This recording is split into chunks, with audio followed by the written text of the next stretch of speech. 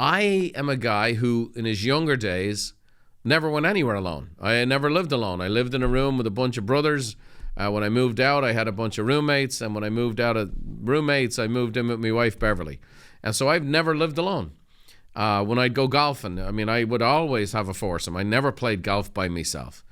And so I never really experienced a lot of time alone. I never really took that time.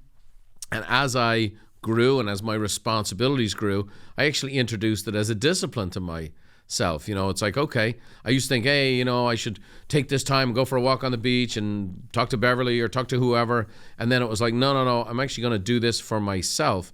And I actually introduced alone time into my schedule years ago, to the point that I eventually came to like my own company, which wasn't always the case. So when COVID came along, because of the dynamics of COVID and lockdown and all those kind of stuff, I found out I was spending too much time alone. Now, my good friend, Dr. Henry Cloud, who's written some fabulous books, Boundaries and things like that, said there's a difference between solitude and isolation. One is connected and one isn't. Solitude replenishes, but isolation diminishes. So this is a great concept. We could do a whole show on this, on the difference between solitude and isolation.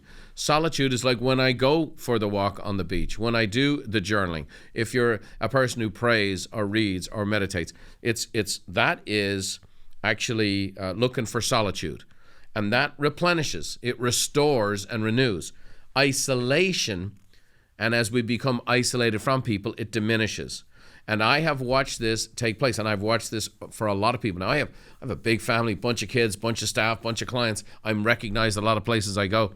So it's hard for me to even find solitude sometimes. But I've also watched a number of people I know and love and care about who it's comfortable to move towards isolation. But you don't end up in a great place. And then it's harder to get out of there because you become circular in your thinking. And you can always see somebody who spent too much time with themselves. So I definitely started to do that. If you think about it, outside of the death penalty, the cruelest punishment they have for somebody is to put them in isolation.